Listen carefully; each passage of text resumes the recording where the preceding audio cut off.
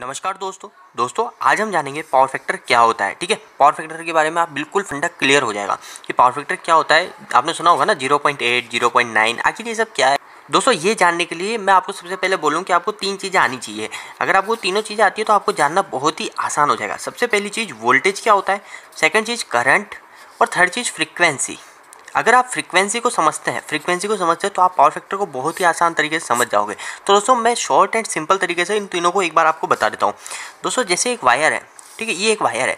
इस वायर के अंदर से हमारा वोल्टेज भी जा रहा होता है और इसके अंदर से हमारा करंट भी जा रहा होता है एक ही वायर से। जैसे ये वायर है, इधर मैंने इसमें फेस दिया और इधर मैंने एक ट्यूबलाइट कनेक्ट कर दी। ठीक है, एक ट्यूबलाइट कनेक्ट कर दी और यहाँ पे एक मैंने न्यूट्रल दे दिया और ये फेस दे दिया। तो इसी वायर के अंदर से मेरा वोल्टेज भी फ्लो हो रहा है और मेरा करंट भी फ्लो हो रहा है। ठीक है, तो जो वोल्टेज जो फ्लो होता है वो वोल्टेज हमारे करंट को धक्का लगाने के लिए फ्लो होता है। ठीक है, तो दोस्तों फ्रीक्वेंसी क्या होती है। अब आती है बात की फ्रीक्वेंसी क्या होती है। तो फ्रीक्वेंसी के लिए दोस्तों आपको 2 चीज़ सुननी है, एक AC और एक DC। तो आपने एक वर्ड जरूर सुना होगा कि इंडिया के अंदर हमारे जो गवर्नमेंट सप्लाई करती है वो 50 हर्ट्ज फ्रीक्वेंसी को सप्लाई करती है। पर दोस्तों DC के अंदर हमारा फ्रीक्वेंसी नहीं होती है, वो 0 हर्ट्ज होती है। ठीक है, या फिर आप ये भी बोल सकते हो कि इसके अंदर फ्रीक्वेंसी होती ही नहीं है। ठीक है, इसको मैं अभी आपको अच्छे से समझाता हूँ। जैसे एक हमारे घर में जो आपने बल्ब देखे हैं 100 वाट के, ठीक है, वो बल्ब हमारा अगर 50 हर्ट्ज फ्रीक्वेंसी है ना दोस्तों, और अगर उसके अंदर हम एक फेज दे रहे हैं और एक न्यूट्रल दे रहे हैं, तो ये जो बल्ब है ना हमारा, ये हमारा 1 सेकंड के अंदर हमारा 50 टाइम्स तो बंद हो रहा है, 50 टाइम्स बंद हो रहा है, 50 टाइम्स स्टार्ट हो रहा है। ठीक है, इसको समझने के लिए एक ये बहुत ही अच्छा तरीका है कि एक 50 हर्ट्ज का मतलब 1 सेकंड में 50 बार बंद हो रहा है, 50 बार स्टार्ट हो रहा है। अगर 60 हर्ट्ज है तो बल्ब हमारा 60 बार तो बंद हो रहा है और 60 बार हमारा बल्ब स्टार्ट हो रहा है। दोस्तों अगर आपको ये चीज़ देखनी है कि आखिर ये कैसे होता है, तो दोस्तों हमारा एक डिवाइस होता है VFD करके। ठीक है, इसकी फुल फॉर्म होती है वेरिएबल फ्रीक्वेंसी ड्राइव। यानी इससे हम क्या फ्रीक्वेंसी को एडजस्ट कर सकते हैं। जैसे 50 हर्ट्ज फ्रीक्वेंसी है तो हम उसको क्या 40 हर्ट्ज कर देंगे, 10 हर्ट्ज कर देंगे, तो वो बल्ब हमारा क्या 1 सेकंड में 10 बार बंद चालू होएगा तो आपको दिख जाएगा। और ये VFD को हम यूज इसलिए करते हैं, हमारी मोटर होती है, उस मोटर को स्पीड को वेरी करने के लिए, मोटर की स्पीड हम क्या फ्रीक्वेंसी कम करते हैं ना, फ्रीक्वेंसी कम कर दे तो हमारी मोटर की स्पीड कम हो जाती है। तो दोस्तों अब मैं आपको जो हम पॉइंट की बात पे आते हैं कि पावर फैक्टर क्या होता है। तो दोस्तों पावर फैक्टर समझने के लिए मैंने आपको फ्रीक्वेंसी क्यों बताया। तो दोस्तों 50 हर्ट्ज का मतलब सबसे पहले मैं आपको बता देता हूँ कि 50 हर्ट्ज ये होता है जैसे हमारा वोल्टेज है और एक करंट है, करंट को I से डिनोट करा जाता है, तो I लिख देता हूँ। तो दोस्तों ये एक फ्रीक्वेंसी मतलब एक साइकिल चल रही होती है। अब दोस्तों इसका मतलब मैंने आपको बोला ना 50 बार बंद होएगा, 50 बार चालू होएगा, तो आप इसमें समझ जाओगे कि वो क्या होता है। पहले आप वो समझिए, फिर उसके बाद में आप पावर फैक्टर बहुत आसानी से समझ जाओगे। तो दोस्तों जब मैंने आपको बोला 50 बार बंद हो रहा है, तो हमारा क्या 50 हर्ट्ज का मतलब ये एक साइकिल है, ये एक यहाँ से साइकिल स्टार्ट हुई और एक ये साइकिल खत्म हो गई। इसके बाद में दूसरी साइकिल स्टार्ट हुई, ये दूसरी खत्म हो गई, ऐसी ये 2 साइकिल हो गई। ऐसी हमारी 50 बार साइकिल बन रही है। तो मैंने आपको बोला 50 बार चालू हो रहा है, तो 50 बार चालू मतलब ये पॉजिटिव की कंडीशन में है यहाँ तक, तो ये चालू है बल्ब। और इसके बाद में जब ये नीचे गया तो हमारा बल्ब बंद हो गया। और इसी तरह करंट भी यहाँ पे ऐसे ही चलता है, करंट और वोल्टेज यानी दोनों की जो साइकिल होती है 50 हर्ट्ज की, वो साथ साथ चलती है। अब ये पॉजिटिव में है तो हमारा बल्ब स्टार्ट होगा, जब नेगेटिव में होगा तो बंद होगा। ये एक साइकिल, ये दूसरी साइकिल, इसके बाद में तीसरी साइकिल, ऐसे 50 बार होती है। ठीक है, 50 हर्ट्ज। तो दोस्तों अब आप समझ गए होंगे कि साइकिल क्या होती है और फ्रिक्वेंसी क्या होती है। तो दोस्तों ये दोनों जो साइकिल है ना, ये वोल्टेज और करंट की, आपको मैंने बोला एक ही वायर से वोल्टेज भी फ्लो हो रहा है और करंट भी फ्लो हो रहा है। तो दोस्तों ये जो साइकिल है ये वोल्टेज की है और करंट की भी ये है। अगर ये दोनों एक के साथ में चल रही है, जैसे करंट की ये मान लीजिए, यानी एक साथ स्टार्ट हो रही है, और जैसे यहाँ पे माना ये बनाता हूँ मैं वापस, जैसे वोल्टेज की मानिए और ये करंट की, यानी एक साथ स्टार्ट हो रही है, यहाँ पे एक बार स्टार्ट हुई और यहाँ पे भी, और एक साथ खत्म हो रही है, तो एक साथ खत्म हो गई। ऐसे ही 50 बार होती है 1 सेकंड में। तो ये एक साथ स्टार्ट और एक साथ खत्म हो रही है, तो हमारा पावर फैक्टर जो है वो गुड है।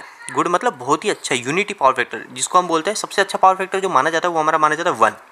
ठीक है, 1 पावर फैक्टर जो होता है उसको बोलते हैं हम यूनिटी पावर फैक्टर का मतलब दोस्तों इसके अंदर कोई खराबी है ही नहीं। इसको इसी वे में बोले तो वोल्टेज और करंट, इन दोनों के जो ग्राफ है, इन दोनों के ग्राफ के अंदर हमारा कोई भी अनबैलेंसिंग नहीं हो।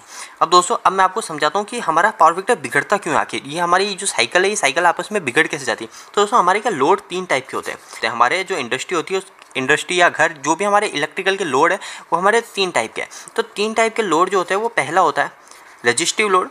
इन तीनों को मैं भी आपको एग्जांपल से बता दूंगा कि तीनों लोड में क्या फ़र्क है, रजिस्टिव लोड क्या होता है। दूसरा होता है इंडक्टिव लोड। तीसरा लोड अभी आप छोड़ दीजिए, तीसरा लोड को बनाया इसलिए गया ताकि हमारा पावर फैक्टर इंप्रूव हो। तीसरा होता है कैपेसिटिव लोड, जिसके अंदर हमारे कैपेसिटर आते हैं। अब क्योंकि आपको पता है कि हमारा कैपेसिटिव लोड, क्योंकि अब आपको पता है दोस्तों कि हमारा जो पावर फैक्टर ख़राब हो गया तो हमको उसको अच्छा करने के लिए कुछ कैपेसिटर लगाने पड़ेंगे, तो उससे क्या हमारा पावर फैक्टर वापस से इंक्रीज हो जाएगा। तो मैं आपको बताऊंगा वो कैसे काम करते हैं। तो सबसे पहली चीज़ मैं रजिस्टिव लोड का बताऊं कि रजिस्टिव लोड क्या होता है। जो भी चीज़ है दोस्तों हमारी गर्म होकर लाल हो रही है ना, जो भी हमारी चीज़ गर्म होकर लाल हो रही है वो हमारे रेजिस्टिव लोड कहलाते हैं। रेजिस्टिव लोड जो हमारी चीज़ें गर्म होकर लाल हो रही है वो कहलाते हैं। जैसे आप एग्जांपल लेंगे इसके, अगर इसका एग्जांपल देखना चाहेंगे तो हमारे घर के अंदर आपने बल्ब देखे हैं, वो क्या हो रहा है, हीट हो रहा है, बहुत ज़्यादा हीट हो जाता है और वो गर्म होकर लाल हो रहा है और रोशनी दे रहा है। इसके अलावा दोस्तों हीटर मान लो, हीटर जो होते हैं, हीटर भी आपने देखे, हीटर भी गर्म होकर लाल हो रहे हैं बिल्कुल।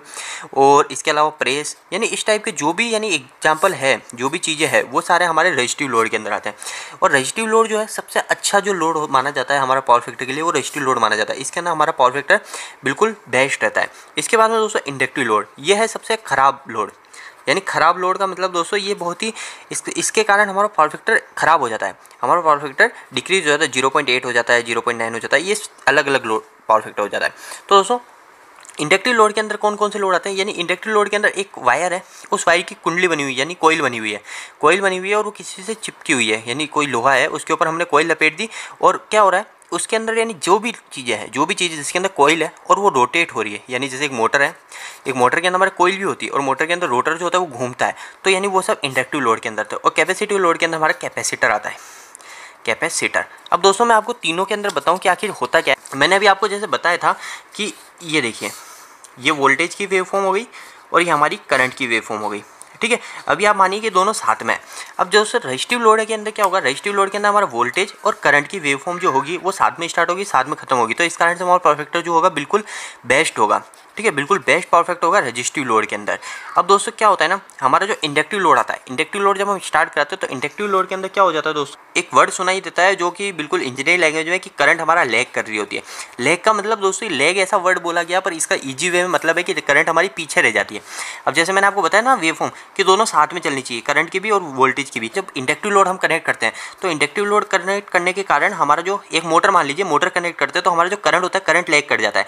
करंट लैग कर जाता है मतलब ये वोल्टेज की वेवफॉर्म है और ये हमारी करंट की वेवफॉर्म थोड़ी पीछे हो जाएगी, यानी करंट की वेवफॉर्म ये यहाँ पे ऐसे आ जाएगी और यहाँ पे खत्म हो जाएगी, तो करंट की वेवफॉर्म पीछे हो गई। तो अगर ये दोनों पीछे हो गए तो इनके बीच में अनबैलेंस हो गया, इन दोनों की वेवफॉर्म में गैप आ गया, तो ये गैप हमारा पावर फैक्टर को बताता है पावर फैक्टर कितना है। अगर ये गैप ज़्यादा बढ़ेगा तो हमारा पावर फैक्टर ज़्यादा डिक्रीज होगा, अगर गैप बिल्कुल पास में यानी बिल्कुल सेम है तो हमारा पावर फैक्टर बिल्कुल यूनिटी है। तो दोस्तों कुछ इस प्रकार होता है। अब दोस्तों क्या होता है, तीसरी चीज़ होती है हमारी कैपेसिटिव लोड। कैपेसिटिव लोड को इसलिए बनाया गया क्योंकि दोस्तों देखो, अभी हमने यानी इंडक्टिव लोड लगाया, इंडक्टिव लोड लगाया तो हमारा करंट जो है, करंट पीछे हो गया। तो अब क्या कैपेसिटिव लोड के अंदर ये होता है, कैपेसिटिव लोड क्या करंट को आगे कर देता है। अब जैसे ये वोल्टेज है और ये करंट है, मैं वापस से यहाँ पे बनाता हूँ, ये एक वोल्टेज है और एक ये करंट है यहीं पे। अब जब मैंने इसमें कैपेसिटिव लोड लगाया ना, कैपेसिटिव लोड लगाने के चक्कर में हमारा जो करंट हो जाएगा वो करंट हमारा आगे हो जाएगा और वोल्टेज हमारा पीछे हो जाएगा। तो दोस्तों इसलिए हम क्या बाद में क्या हम कैपेसिटिव लोड लगा के इसको बराबर करते हैं, यानी जैसे जो पहले करंट पीछे रह गए उस करंट को आगे कर लेते हैं और बिल्कुल वापस से हम यूनिटी पावर फैक्टर करने की कोशिश करते हैं। तो दोस्तों ये होता है हमारा पावर फैक्टर। दोस्तों उम्मीद है कि आपको पावर फैक्टर समझ आ गया होगा। दोस्तों इस वीडियो के प्रति अगर आपका कोई क्वेश्चन रह जाता है तो आप मुझे नीचे कमेंट बॉक्स में कमेंट करके जरूर पूछिए। यह वीडियो आपको कैसा लगा, वीडियो को लाइक करके जरूर बताएं। इलेक्ट्रिकल की वीडियो दोस्तों आप हिंदी में देखना पसंद करते हैं, इस चैनल को सब्सक्राइब कर लीजिए। आज के लिए इतना ही, धन्यवाद।